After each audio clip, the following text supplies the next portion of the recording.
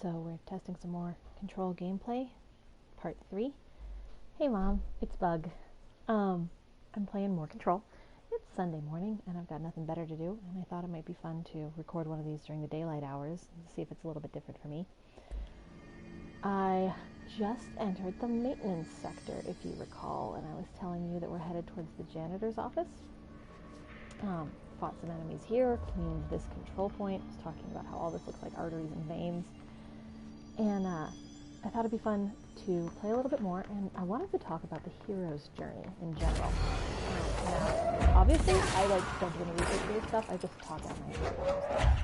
But I think it's an interesting subject in general, and I think what interests me about it is obviously how it relates to Control in this case. So the hero's journey is this thing I think we've talked about before, where certain archetypes and heroes throughout history have the same kind of pattern in their story. And I always use Lord of the Rings as an example, because it's a really good example of the hero's journey and one that I know most people are familiar with. So generally, as I understand it, the hero's journey is like a series of steps that most of these heroic stories run through. And like the first step is generally, the hero lives alone at home or with his family, and he doesn't want adventure and everything's fine. And then some grand cataclysmic event happens and causes the hero to have to go out and pursue adventure and kick ass and take names and stuff. And they meet a mentor. In Lord of the Rings, it's Gandalf, right? And then at some point, the mentor teaches them everything they know, and the mentor falls or dies. Gandalf falling to the Balrog, I guess. And then they have to go be a hero all on their lonesome and kick ass and take names without assistance. And they eventually overcome the great evil, and a lot of the time when they come back to their hometown or original location, it's like you can never go home again. Everything is different now, and they're so changed a person that it's not home any longer. So that's kind of like the classic story that you see through games like this. And I really find it interesting how Control subverts that a little bit. What's down that way? Oh, this is an interesting thing. Yeah, that flashing red. Yeah, let's go poke the flashing red thing. That'll be fun. So Control subverts that a little bit because as you play the game, you find that Jessie was never an unwilling hero. She wants to be here. She's really excited about this. And all of our mentor figures, Trench and Darling, are missing. You never get to run into them. You never get to actually encounter them. So I don't know. I just thought that was really an interesting way of subverting the hero's journey for Jessie and making it a little bit more complex for her. And as the journey goes on, you find out that it's more and more subverted. How do you think it got down here? So I'm running through all this. See, now this looks like I'm in the astral plane, but I'm not. This is still the house, which I think is interesting. And that is a creepy ass carnival horse. I'm gonna go poke it. So if I touch it, now I should go to the astral plane. That'll be the next step, hopefully.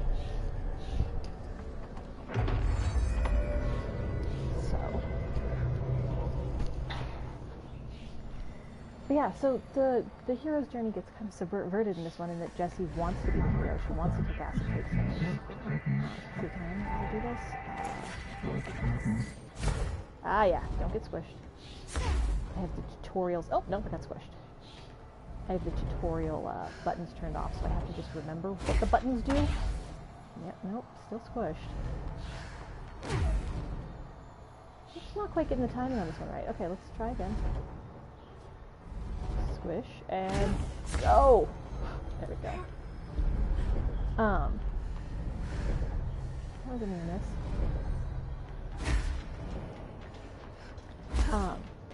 But so the hero's journey kind of gets changed because Jessie wants to be here. Jessie is looking for something.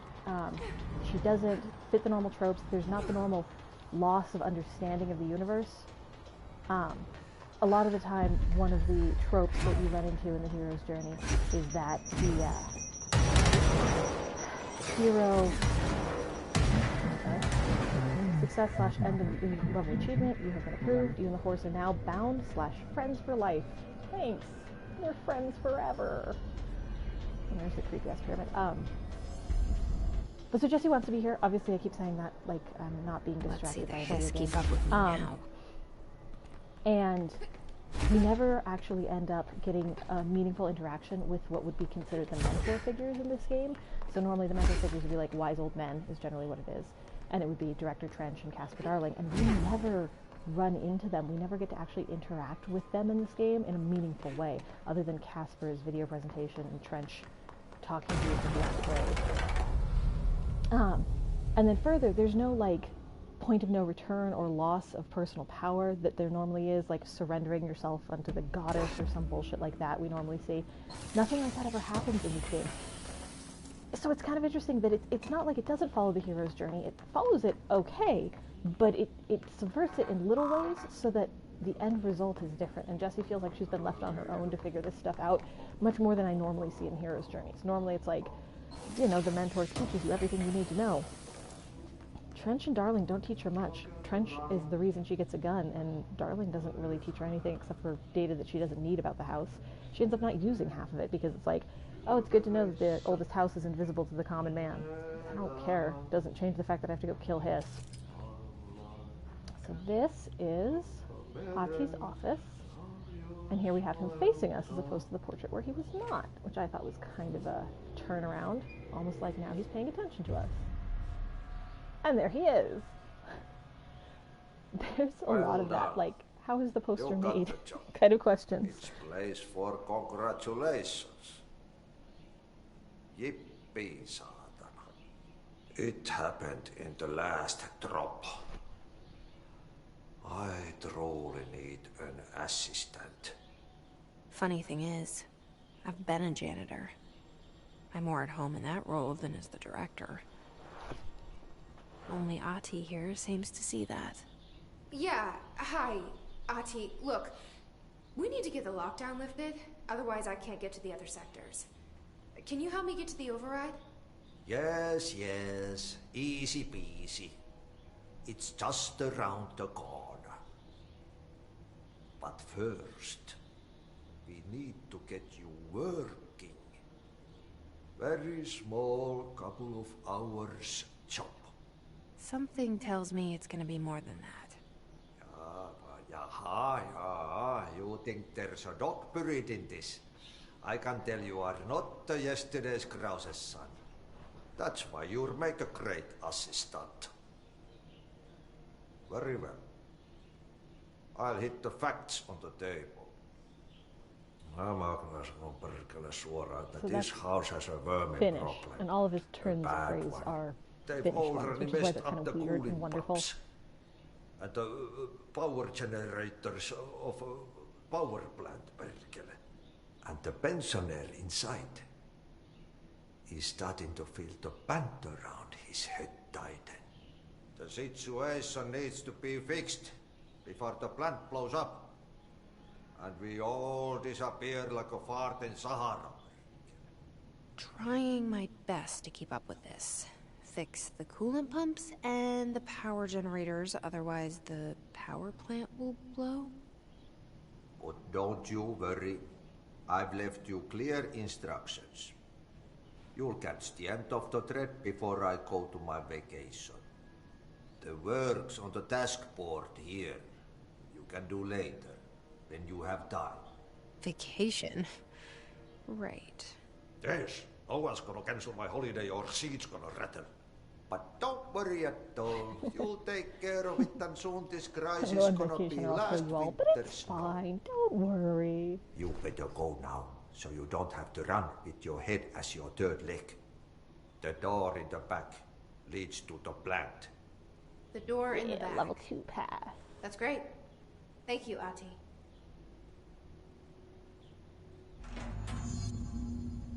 So this becomes like optional quests.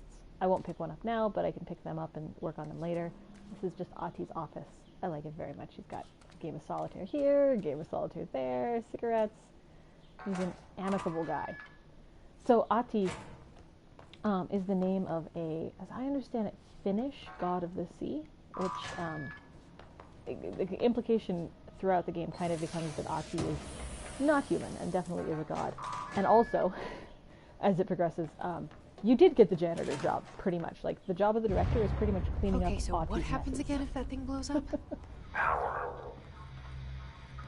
Explosion. Too much. Director's duty. Keep the lights on. So this is Trench talking to us, and I can go watch that video in a moment here.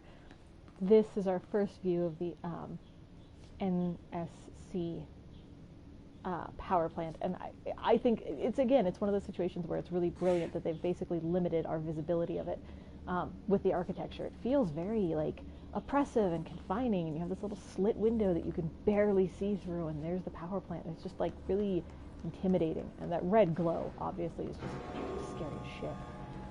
So we're taking our elevator down, which Otto called for us, which isn't that nice. And while we're going down, I think it opens up behind me.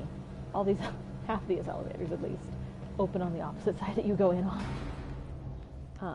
Let's go ahead and open, oh no, this is a note. Let's read this note. Arish escaped OOP.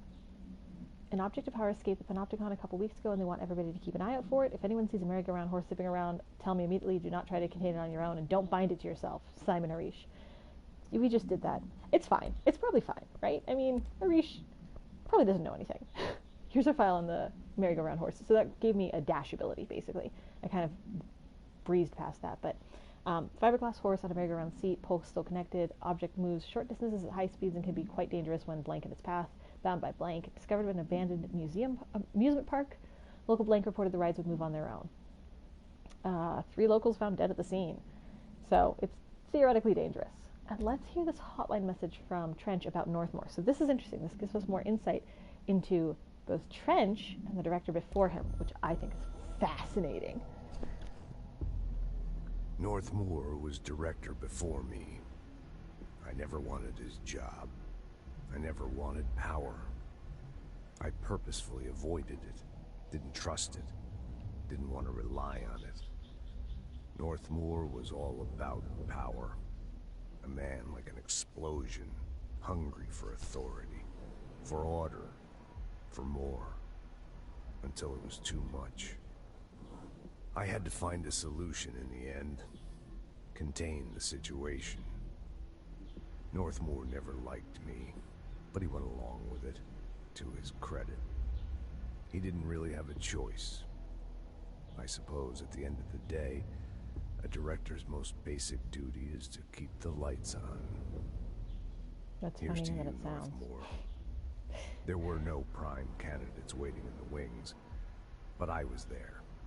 Had been the whole time, keeping my head down, working my ass off. I had nothing to lose. I picked up the gun almost on a dare. So we get a couple things out of that I think are interesting. We get the fact that obviously Northmore was the predecessor to Director Trench, so our previous director of the FBC prior to Trench was Northmore. We get that Trench, for whatever reason, was willing to risk his life with that gun without the guarantee of anything. He just had nothing better to do. So it tells you a lot about Trench's motivations. Go see Chief Arish. He's just inside. He'll help you. These are friendlies. These are the first friendlies we really run into. There's a control point up here that I'm going to grab so I can fast travel to here when I need to. This one, again, doesn't really change anything visually. It just gives me the red light in the immediate vicinity, I think. No, not even that. But now I can fast travel here if I need to. But I think that's fascinating. The idea that Northmore is our predecessor, the idea that Trench had so little to lose tells us a lot about his character. And actually what we find out later on, NSC straight up stands for Northmore Sarcophagus Chamber. So literally whatever's powering the power plant, it's Northmore. He's in there. He is the power for the power plant. And it becomes this kind of thing, at least my understanding of it is this, that Northmore was obsessed with power, like Trench said in the little video. So he got so powerful that he was literally an energy source and had to be contained. Trench got obsessed with control, which is interesting because the name of the game is literally control, but I don't think that's what Jessie as a director gets obsessed with. I think she gets obsessed with, I don't know, freedom or something, but they all kind of have a basic human failing. And Northmore's was power. I think Trench's was control. And it's interesting because later on in the game you'll find out they all had heads of research that really were important and relevant to what their position did and what mattered to them later on.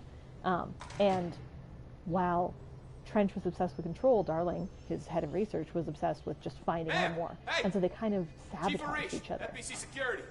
Shouldn't you be in a safe room? And this is where we meet Arish, who might be like my They second all favorite have character in the game. HRAs. He's amazing. We're on the same side. My name is Jessie Faden. I'm here to perform the directorial override to get the lockdown lifted. Yeah, Chief Arish, FBC security. I'm just... Oh, hang on, you're the new director. It's a pleasure, ma'am. Let's skip the formalities, please. Right. Faden, ma'am. Look, as you can probably tell, it's a bit of a shit show down here. We've been holding our ground, but whatever's gotten into our buddies has them wrecking the coolant pumps and the power converters. The NSC keeps overheating, and my crews keep getting shot before they have a chance to make any repairs. NSC? Oh, sorry. Bureau jargon. It's what we call the power plant. You know, the big rumbling metal thing? Salvador, head of security, asked me to protect it in case of an attack. See, what's inside is dangerous. Dr. Darling seemed to know it would be a target. Darling? He's here? No, he came down a few days ago, before everything went to hell.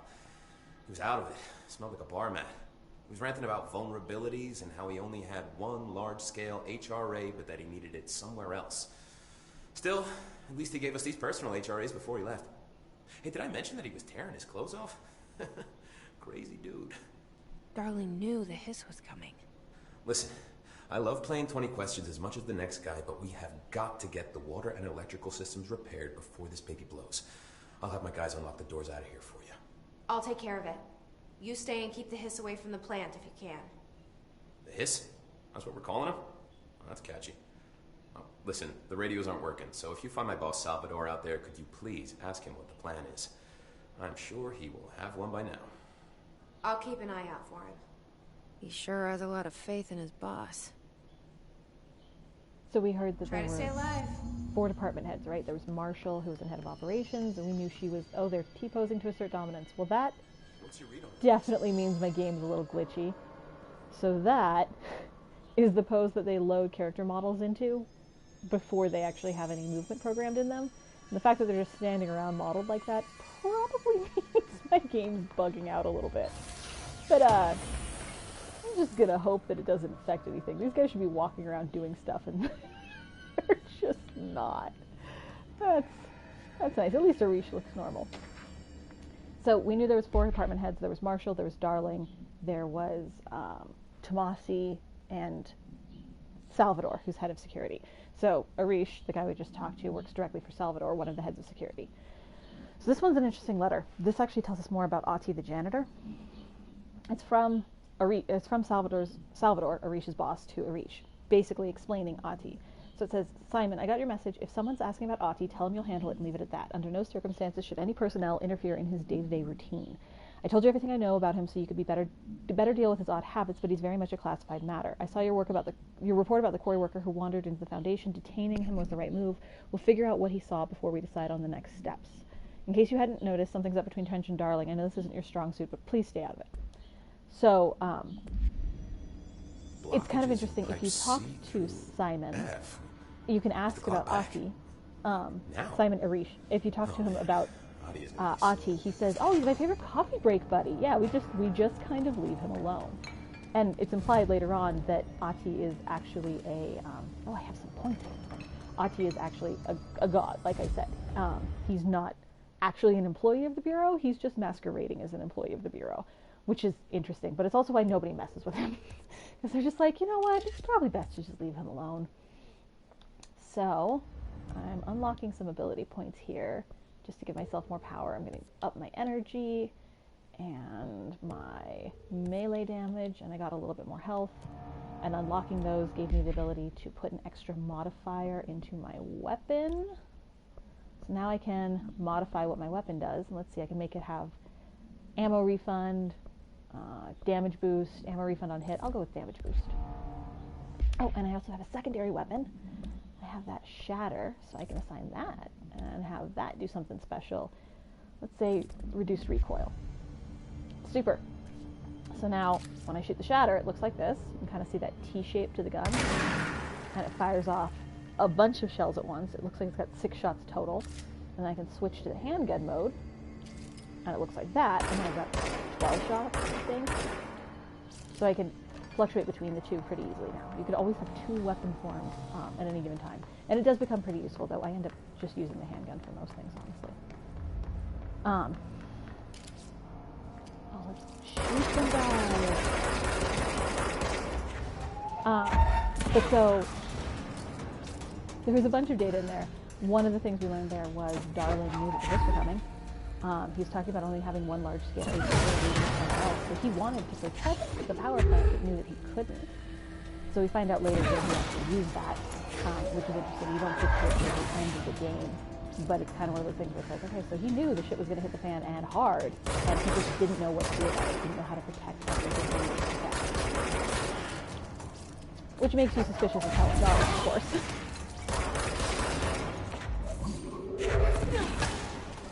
But it's kind of a reinforcement. You end up chasing your tail and running after Darling, trying to find him, because he should know more. He should be able to help you figure this out.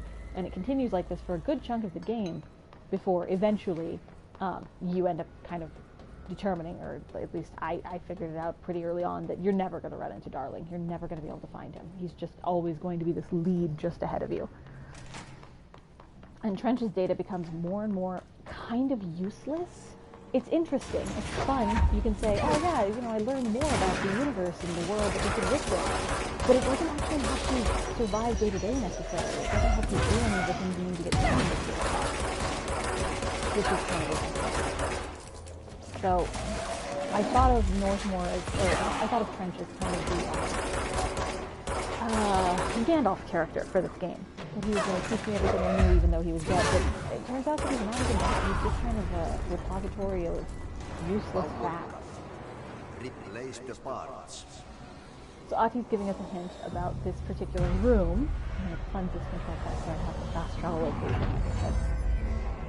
location. So I can't get through that door because the gate is shut, and I can't get through that door because that's actually toxic mold on the other side. But you see there's that sparking box, and gee, these boxes feel suspicious. If I launch one, well, these are basically spark plugs. So it opened the gate.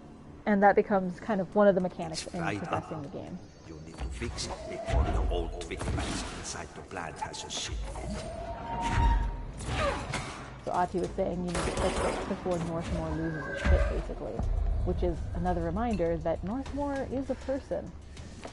It's not just some random power plant. We're not dealing with nuclear material here. We're dealing with a guy who could get pissed off and frustrated. And admittedly, he's locked in the box, and I don't think anybody knows he's there other than, like, Trench and Darling and a couple other people. But still, it's an interesting way to approach the character. What does it say? Home safe tests. A safe object of power can produce a barrier using objects or materials from its immediate vicinity. Allowing para-utilians to participate would be an advantage worth considering. So essentially, that particular one is telling us about an object we have not yet gotten to see or to play with, but we will later on. That gives us a shield. You can basically just grab chunks of concrete and cocoon yourself in them to shield yourself from attacks. All of those objects are kind of optional. You don't actually have to go and get them. You can just play without them if you really want to. But most of the time, in my opinion, they're necessary for playing the game because it makes such a big difference to you as a properly user weaponry in this game. I'm going to open this safe. Let's see what's in here.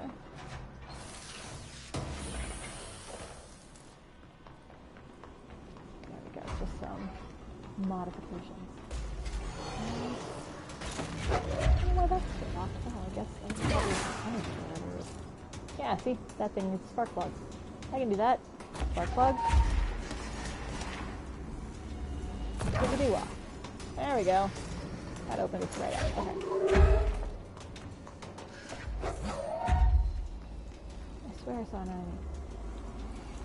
Oh, how did you get me down there, buddy?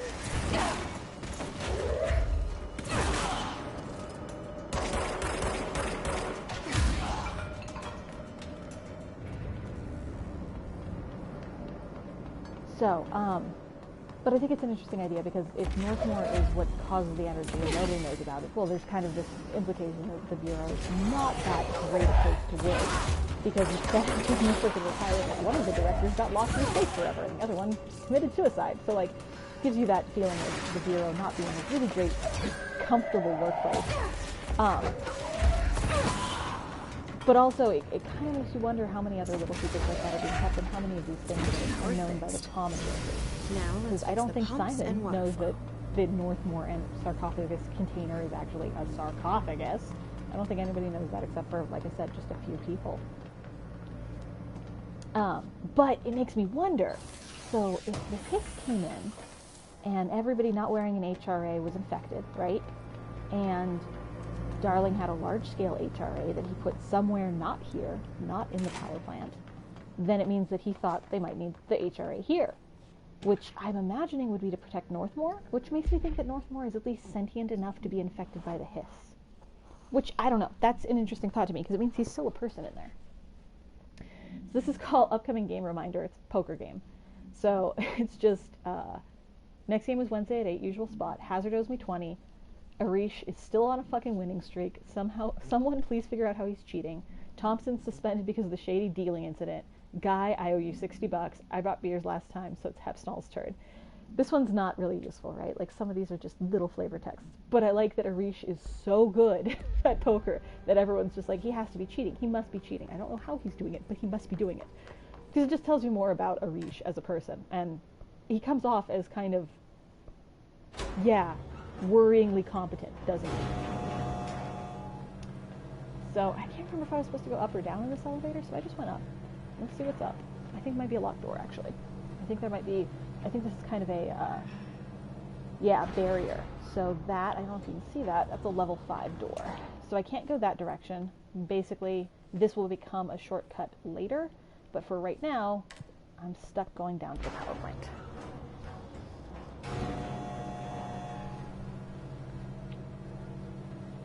Yeah, it's really pretty, obviously. Like, I'm just stupid for how pretty the game is. There's the floor I got on it.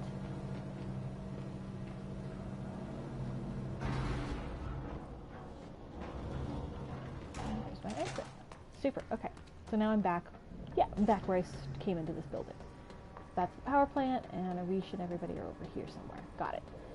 So the other thing, if I go to my menu, I can see my missions. The other thing I had to do was the coolant tanks, I think.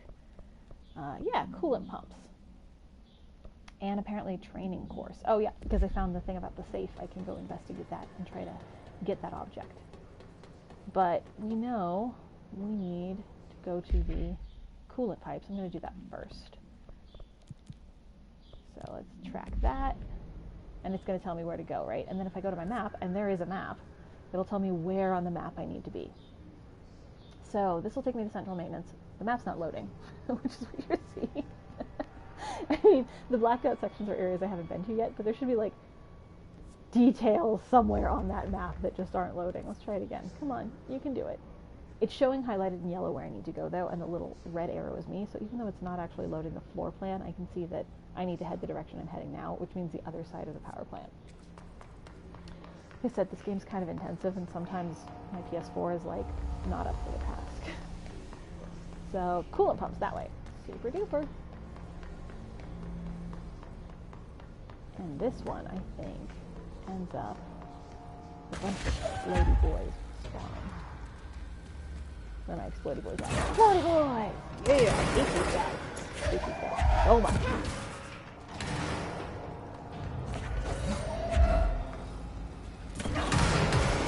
Well, that was also an explosive container that I threw at other explosive containers. So that was more exploding than that. But yeah, these guys, when they come near you, they explode. They're called discharged, and the idea, or at least what Emily thinks, is that they're meant to get near survivors who have HRAs and blow up so that it damages your HRA so that you can then be infected by the hiss. Which means the hiss are learning quickly and in real time so that they can attack people and have an effect on them in the moment, which is scary. Good news is when they blow up, they damage each other. Thank God. The bad news is when they blow up, they don't drop a lot of health, all things considered. So if you get hit by one, you can't really collect back enough health to survive it. It's pretty rough. So we're going to the coolant pumps this way. And there's more of that awful red glow that should worry the hell out of us. Somebody already put a generator in there. That's nice. And this room sure looks like it's infected by the hiss.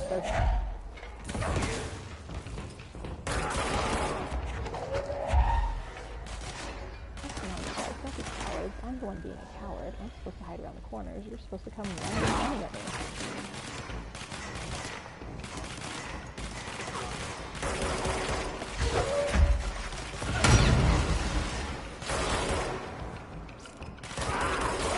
And then, in my experience, not only two things, yeah, there's a second wave. There's always a second wave. Oh, it's got a floaty boy. One of whom just hit me in the face. Nice. Floaty dude, I hate them. Who else do we have around here? More explodey boys? More explodey boys. Is that it? Is that all of you? Please be all of you. Looks like that's all of you. Okay. Now I can go down here and I can claim this control point. And this room should do this cool shifting thing. This one, see, it looks really enclosed. It looks really tight. And then once these blocks remove, it's this big open space. I just love that. It's the coolest effect. It's a very large space. So you can kind of see already, because I've already mentioned that you get the ability to go vertically. So you can already see how, like, there's no way to get up to those sections. But if you could jump up to those sections or levitate up to those sections, there might be something cool. And it becomes this thing where when you first explore this room, you're like, oh, okay, move forward. There's 2 doors in this room. That's great. But once you get those powers and you come back, you're like, there's so many more than 2 doors in this room. There's so much to explore over here. This is a furnace chamber with a large sentient furnace in the back. I'm not going to fuck with it right now. I don't really want to deal with that. But that's the thing that becomes an important background thing for Ahti if you really care about the janitor Ahti. But this is the direction we're going. These hewn tunnels and all this rumbling. I don't like that sound. Means shit's trying to explode. And here's another example where you can go.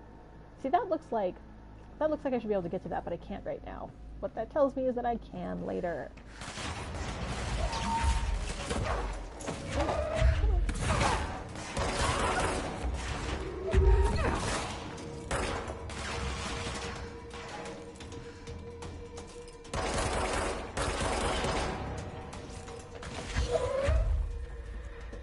Fourth guy down here.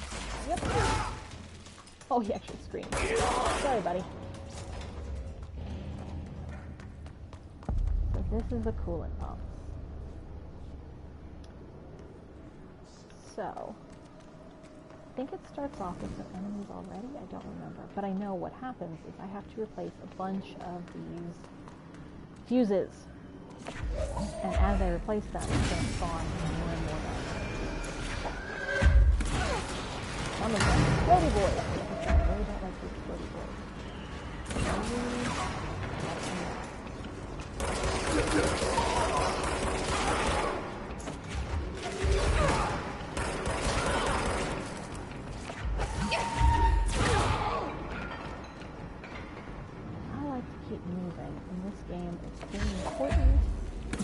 Stop or hold still, because when you stop, the more likely you are to get hit in the face with something.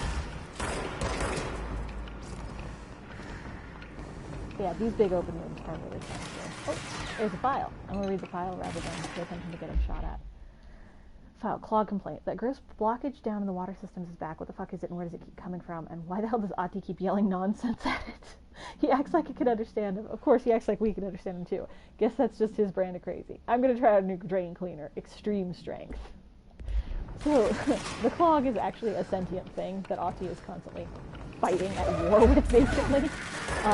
There's a lot of things like that in here that you find out Ahti is constantly beating back. And when you start trying to do his job, he makes you deal with those things because he doesn't want you, basically. I don't know if you heard that. There's really boy noise in the background. So I know that there's somewhere down here. Oh, there they are! Hi, gentlemen. Hello, my friends. He's fucking right off. Thank you. God, there's so much.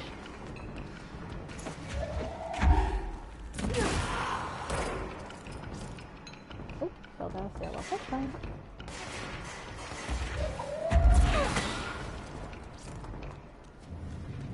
like there's a third dude, but he's missing, so I don't care.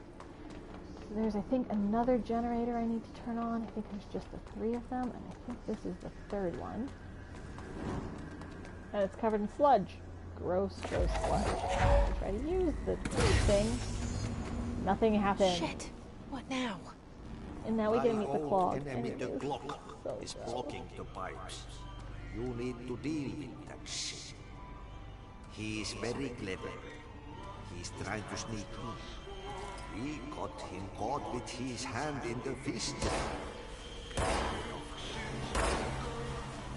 Well, this thing is the definition of fucking gross.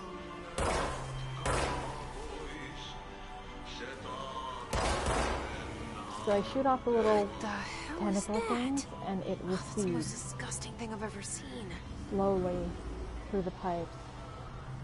Yeah. So one of the things that I like about this game is that while the Hiss are the current invasion, there's obviously other shit going on. There's a clog, which is a constant thing that Austin has to fight, trying to clear out the oldest house. So he's always doing this, and it's always trying to back up the pipes, I guess. There's mold, which we discover later in the game, that one of the scientists, Dr. Underhill, is trying to study.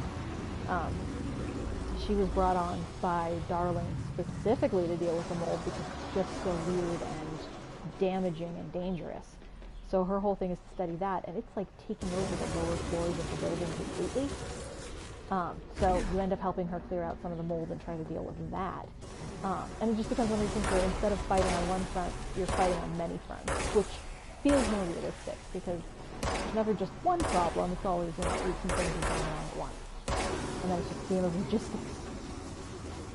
So I've cleared out almost all the clogs. It's seriously gross.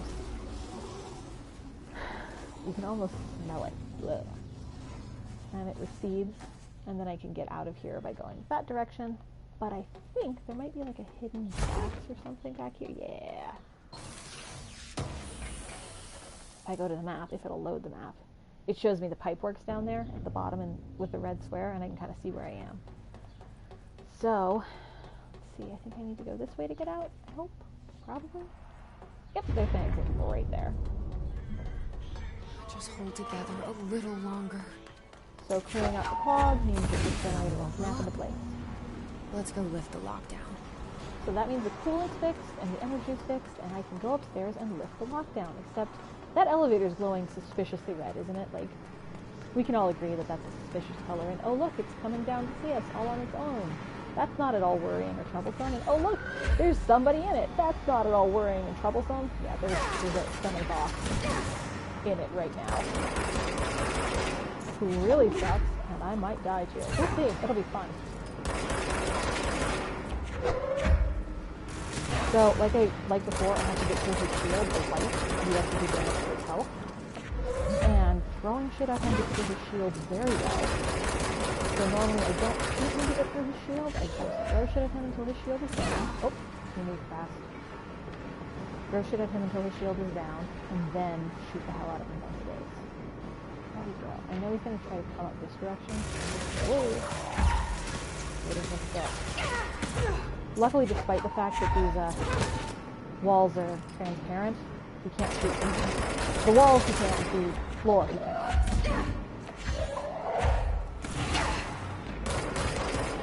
Yeah, got it. Okay, cool.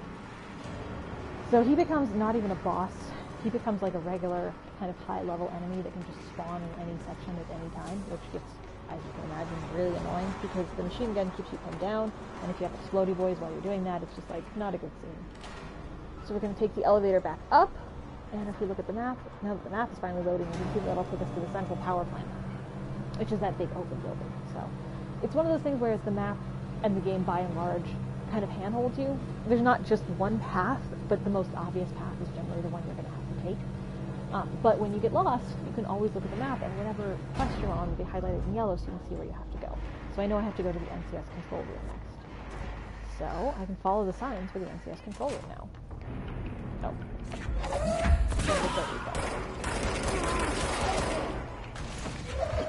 this is kind of a high-level battle. This is like a full-blown war for a minute here because we're actually fighting with, alongside, all those friendly characters that we saw earlier.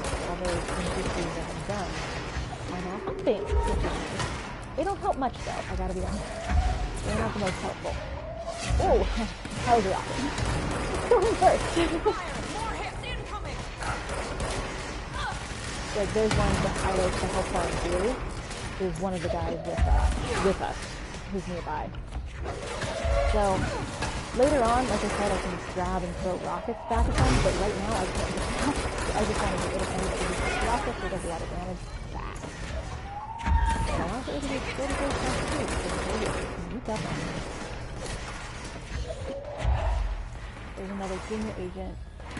So like I said, if they have a name, that means they're more threatening more than anything. I just want to take them out first if I can.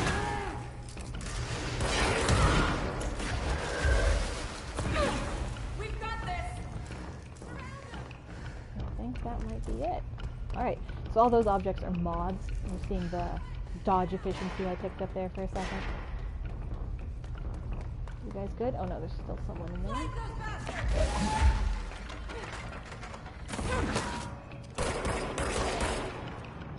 There we go. Now I think they're dead. So if we wanted to, we could go talk to Arish again.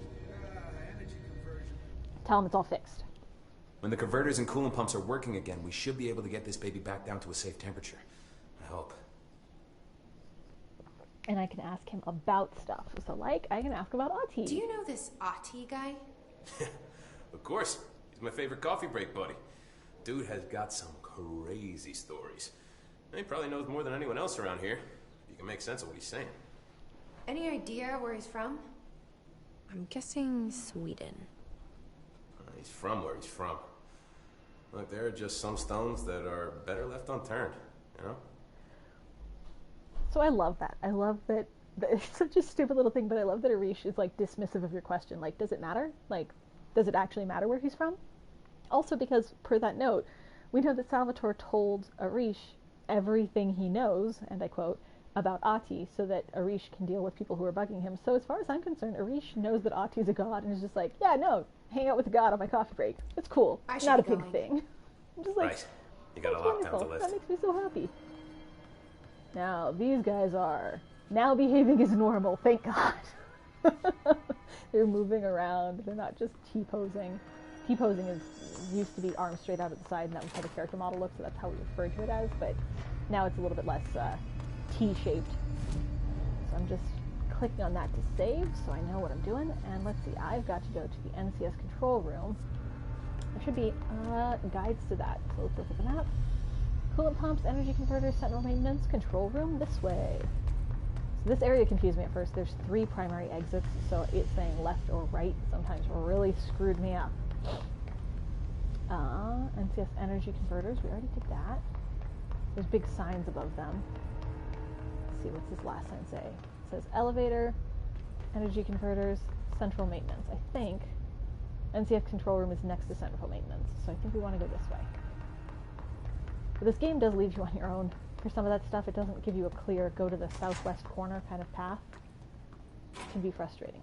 Okay, so this is a new mechanic. I don't know if we run into this yet, where we see these nodes of pit, and you actually have to destroy the nodes to get out of the room. So there's generally 3, I think, and that doorway, which was blocked, is now open. So that's just a method of blocking off doorways, and then they'll spawn some enemies normally at the same time, so you have to really deal with double things. So this is a essay on thresholds, completed by Dr. Carl Levon by order of Dr. Casper Darling. So this is old, from when Darling was around. The oldest house is a place in flux. Thresholds appear with no warning. What the threshold will contain is a question we can only answer once it manifests. The widely accepted theory is that thresholds are dimensions vibrating on a blank frequency, different from our own. When the frequencies match, the thresholds will manifest in the oldest house, which act as a blank. Others theorize thresholds are parallel universes, or possibly our own reality at a different point in time. Some believe our collection of altered materials affects the house or attracts thresholds. We do know for certain that thresholds are not permanent. Eventually their frequency will shift. Some believe Earth itself is just another threshold connected to the oldest house, which is actually rooted in some other reality. This theory, while impossible to disprove, causes blank in those who learn of it, and is so actively denied. So, That's actually my theory. You have a lot of ideas about what the oldest house might be, and I think we're going to run into some explanation of what exactly the oldest house is in a bit here. But the interesting and important thing to me is I think the oldest house isn't on Earth. I think we just go in through a front door that's on Earth, but most of the oldest house is somewhere else. This is a complaint of someone who says they were acting during a field training exercise and they don't want their voice used. And we find that, and I'm probably going to get my butt kicked by this. This exists. So I just read this. Welcome to the Ranger Field Training course. The course must be completed in the specified amount of time. When you're ready to start, press the button. Is that all, or? I always did love obstacle courses. This is pretty fun, actually. So I suck at it. Get ready, Ranger. Hit it like 8 times. Course starting in 5, 4, 3. But it's an obstacle course 2, that gets me to that 1. safe that I said has the shield. Go. So I need to book it and complete certain tasks in this room to get to the next room. I want this thing. 45 seconds remaining. Oh, I'm not going to make it this time. I can already feel that I'm not going to make it this time. So it looks like you have to... Oh, I used up all of my launch ability. Looks like you have to stay on the path if you don't, because the path is with stuff underneath you. This is one of those more speed, less paced moments.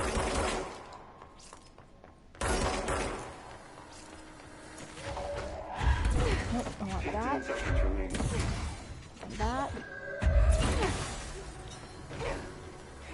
Oh, I'm so not gonna make it. 5 seconds remaining. Oh, yeah! Congratulations, Whew. Ranger. Never made that on my first try Guessing before. this isn't usually part of the course. So, normally you get to this room and you're supposed to, I don't know, do what? Maybe fight some It's protecting itself. of your coworkers or something. But this, yeah, we have a safe, and it is covered in stuff. You need to hit it harder to break that shield. And if I hit it a couple times, the shield will break down, and then I can jump in and touch it and bind it to me. So this is how I get that superpower, is by touching an object of power, binding it to me, and then going into the astral realm to kick its butt and basically prove that I should own it. So this one actually frequently kicks my butt too. This is the shield button, and I am shielded from attack while I use it. But these guys have rocket launchers and are completely immune to my damage. So generally speaking, I get hit a couple times. Oh no, they have guns. Oh, guns is much easier. Oh, yeah, I'm getting hit a lot. Okay, let's just hang out here while I restore my energy, and then, okay. I was dodging because I'm like, oh, it'll make me move faster. Yes, well, it'll actually also use the energy you're using to hold your shield, so trade-off. I have the last energy. I have to hold this shield until I get to the next safe spot. Is this up here, I think? Yeah. And that energy bar at the top in red right now, it's going to go white. There we go.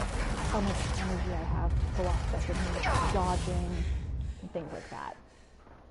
So, he kicks my butt a little bit, but we're just going to keep going and hope that I can hold this shield long enough to survive. I just have to get to this corner here, and then press it. Wait for a second for my energy to come back. Pick it back up. Go to the next safe spot. Put it right here. I don't know where that guy shooting me is, but man, I am low. Pretty sure I'm safe under here.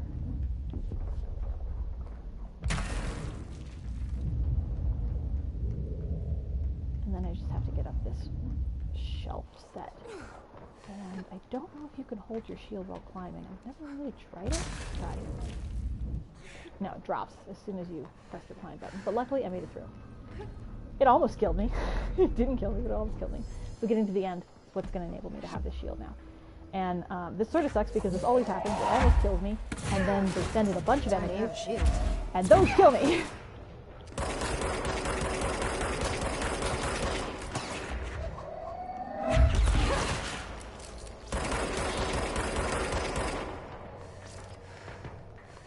Get some of that hell. Ooh, thank goodness. Pretty sure there's something upstairs. I want to go check. It might be an enemy right now, but I'm pretty sure that there's a thing up there, like a box or something.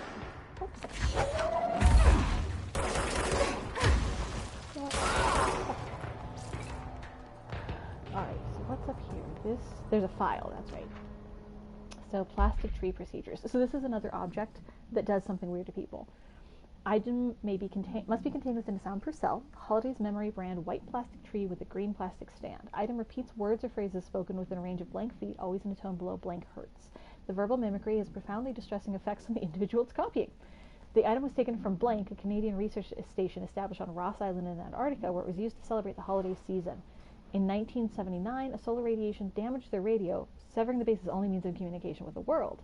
After the frozen passages opened, a military expedition visited the base to reestablish contact. They found the base's occupants in various states of madness, rambling about the voices in the tree. Military personnel discovered that they heard the tree speaking. After locking the item in a spy crate, they brought it back to the mainland, at which point the Bureau intervened. It's a haunted Christmas tree. I love that shit. I love this shit. And it's interesting because it just gives you the basic facts about that story, that there was an Antarctic base and they lost radio communication with the mainland, and when we found them, they were all mad. Which might make you think that the tree was haunted when they got it and they just had some bad luck and radio outage. Or it might even make you think that the radio outage was caused by the tree, right? Like, both of those would be plausible explanations. But I think that it's actually a more complex answer than that for most of these objects of power. I think that what actually happened is they lost radio contact and they were lonely and they had no one to talk to. So they started talking to the tree. And once they started talking to the tree, it started becoming a receptacle for all of their hopes and dreams and wants and loneliness. And once it became a receptacle for those things, that's how it became an object of power. That's how it actually became damaging and worrying. So that's my theory on it, at least. Alright, so we came in through that door. Let's see. I'm trying to figure out how we're going to get to the control room. I think we want to keep going. Blackrock processing? This might be us, this might not be us. I don't think this is us. This is Blackrock processing. This is a whole other thing. We need to get to the control room. Hello, gentlemen. Someone's trying to throw stuff at me. Who would have thunked it?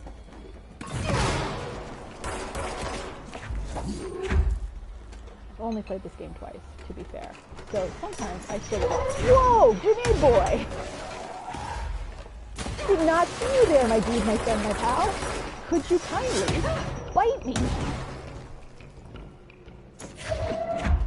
Yeah, I hate these guys. I think I can shoot these grenades back at him already. I think I've got that ability. But then we have tested it to wait for him to shoot a grenade at me, and nope, it's got well, I'm out of energy, so that's valid. Oh, that didn't pick it up. Oh, that didn't pick it up either. Well, this guy's just trying to kick his butt.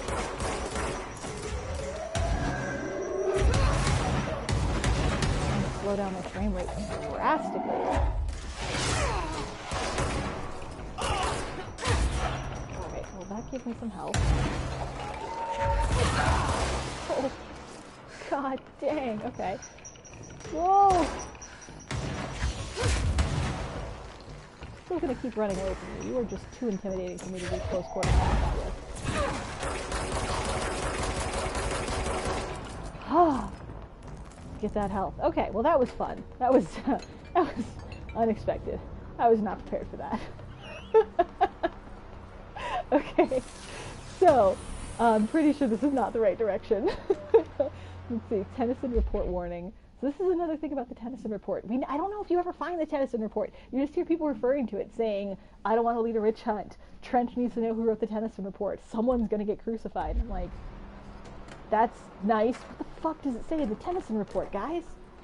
So yeah, this all leads to the Blackrock processing. I don't need to be here right now. I need to be in the NCS control room, and I think, how the hell do I get into the control room?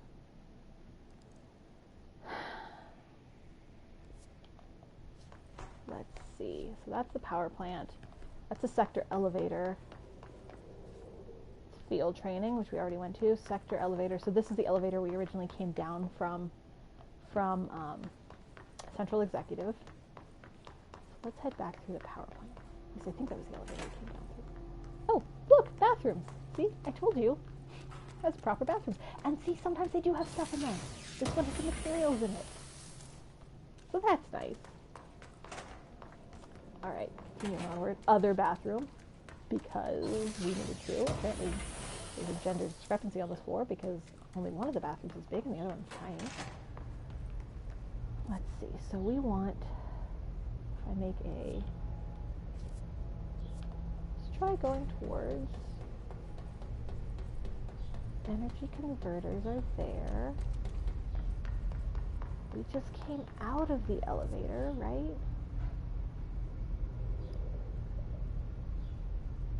Let's try the elevator. Maybe I took it to the wrong floor? No, that's not possible. Goes to the control. Oh, yeah, took it to the wrong floor. Control room, second floor. Well, that's all bad. If you want to go to the control room, follow the signs to the control room.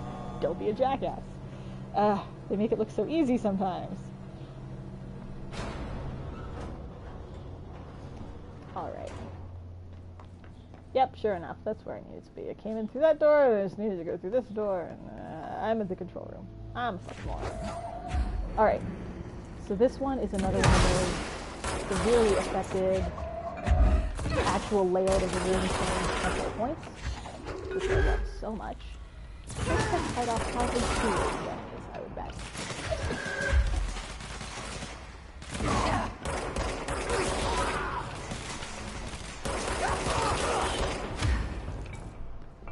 That was wave 1. I bet you there's a second wave. Maybe not. Maybe not. Okay, so I just have to clean this control point. I love that rainbow blur you run into. They do some really interesting things to try to get the effects to work, and it just, oh, it's so beautiful. So it's going to fix the room, making it way less claustrophobic. And now the room is like beautiful. And Trench is giving us a message. So we still get these fragmented messages from Trench. But when you get a fragmented message like this, what it means is that if you go into the menu, the actual complete message is available there. So if I go to collectibles, I think it's going to be a hotline, probably, and it'll be one of these, theoretically. So all I have This to is what we came here to do. Is put the gun in here. And it's not that big an impact, so we'll just do it. It doesn't change anything special. I thought you'd have to turn it or something, but no, you just stick the gun in the hole. It's very simple. It's not like a key, it's not like a lock, it's just like a button press with a gun. Yee! This is the best part of the game. So this is all the areas you've opened up, basically. It's showing you that now we can get into these separate sections and research. That's it. The other sector should be open now. Best part of the game. I love Arish so much. It's time I told and he's in Emily why I'm maintenance, here. but research is I'll better. risk it.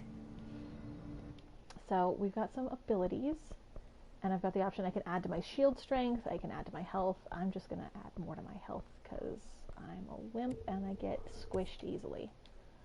You two should get to know each other. And I'm talking about telling Emily about Polaris, which I don't even think has been given a name yet in this game. We haven't talked about that. I'm looking around for files, for anything important in here. I don't think there's anything in here. Alright. Let's boogie on down the road and go bug Emily. I only briefly ran into a wall there, it's fine. This is one of those locks from the back doors, so now when I open it, I'll probably be in an area near the entryway, and oh look, sure enough, been through this hallway before. This is near the janitor's office and all that good stuff. And oh, I now have a level 2 key card. I can get in here. Yeah. And I can get to this file. Yeah. Book Club, Lopez. Okay, so this one is the same book about you. A Cure to the Virus. So the last one said there were space battles. This one says there's a virus, and it's a young adult romance, and that the main character dies before the ending. So I'm like, I feel like you two are really very different books. Alright, and then we do have that hotline message. Let's listen to that. So Trench told us about the internal lockdown. So much is expected from the director. The responsibility, The privilege to steer the Bureau into dangerous waters and safely out again. To inspire and lead its people, to protect them. The board is there to advise you, but they want things in return. You hold all this in your old, trembling hands. I had to lose everything before I could see the Bureau is the Director's life. There's no room for anything else. If the forces contained here escaped, we'd be dragged back into an age of superstition, terror, death. Assuming you think we ever really left that behind. Any emergency, any major containment breach, and the lockdown goes into effect. I implemented this security measure in my first years as director. I knew we were vulnerable. I'd personally seen the cost of sloppiness. I made sure the internal lockdown could only be lifted by a directorial override, only to be used when the director is confident the sectors are safe to be opened again. This way, the director is the last line of defense. And if I screw up, it's on me. And me alone. And so this, like a lot of the stuff Trench says, gives you more insight into the way he was thinking and blah, blah, blah. But really what's interesting to me there is it literally never occurred to him that it would be anybody else's problem. Like, okay, great, so it's on you and you alone, and if the world ends, it's your problem. That's awesome. Except, what if you're not the one dealing with the world ending? What if it's somebody else's flipping problem? That would be super inconvenient if, like, Jessie had to deal with the world ending and she wasn't prepared and nobody warned her what the internal lockdowns and directorial overrides did. His entire contingency plan and strategy was based around the fact that he'd always be around. And yet he's the one who killed himself, we're led to believe, because he shot himself in the head with a service weapon. So it just leaves you in this state of frustration with the Bureau, because seems like a perfectly functional company, I guess, Bureau, government agency, except for the fact that everyone who's given power uses it in stupid ways. And that becomes a recurring theme, that, like, the more power you have, the more you try to harness these things and control them, like Trench did, the more you just fuck shit up for other people. So we're going back to Central Executive. Yep, sure enough. And I guess that other elevator that I went in, there's two elevators into maintenance. I think there's a back door and a front door, which is weird because they both come from the same elevator. And how does that elevator work, right? Incantation, she calls We'll save that. You mean, like, in person? In person. With And a there's pencil this and paper. conversation, which is I think she's trying to get us killed. Pope wants them writing down what the Hiss are saying, which is kind of cool and fun. So let's go say hi to Pope. You made it. And you lifted the internal lockdown. I'm not dead. Let's talk, Emily. Success. Listen, Emily. Screw it. Just tell her. I haven't been completely honest. I have a younger brother, Dylan.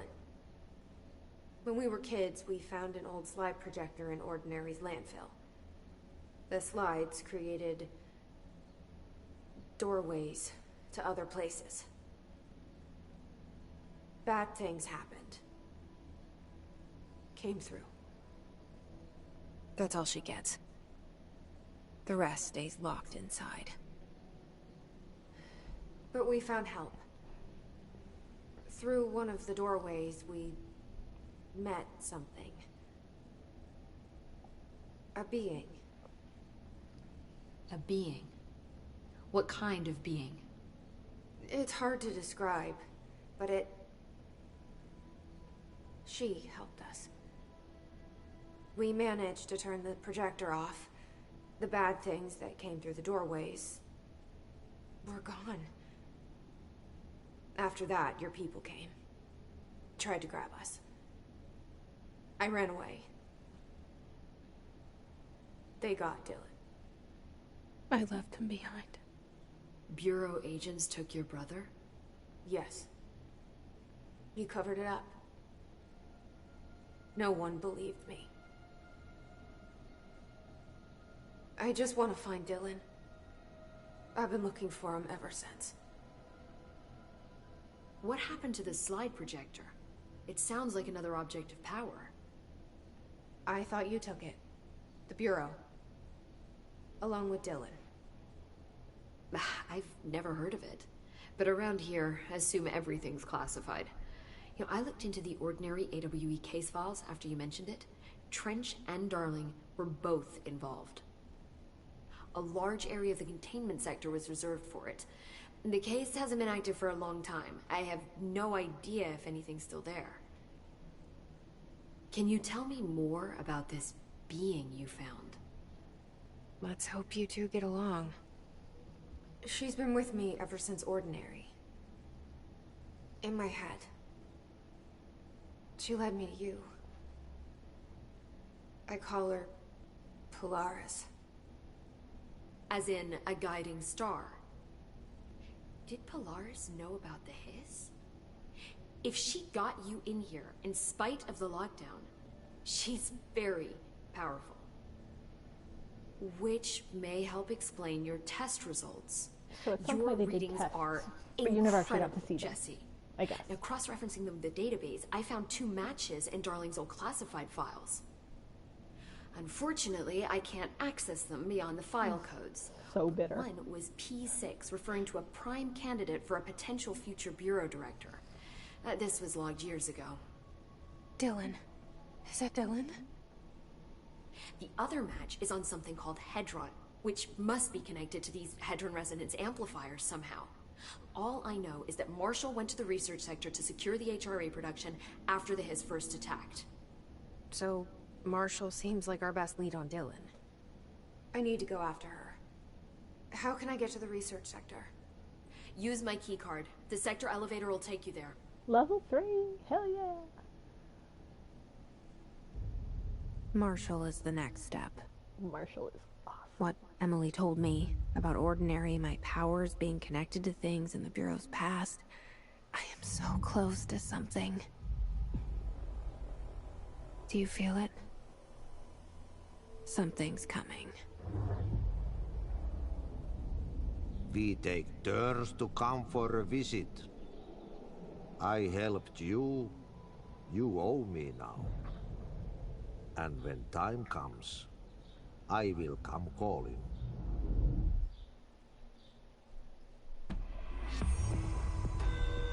Super duper. So that gets me through that whole mission, and oh, look, now there's a box back here that I can open. Pope just gathers stuff. And a lot of the time when you come in here, there'll be a report on the table on some subject that you guys discussed tangentially that she's written an article about, a scientific journal paper about. So that is where I'm going to leave it for today. I'll go ahead and probably stream more of this later tonight just to have a separate recording there. It's always such a beautiful room to hang out in. I just love this room in this building. So I thought there was some interesting stuff there about Trench and Darling. They were at the Ordinary event.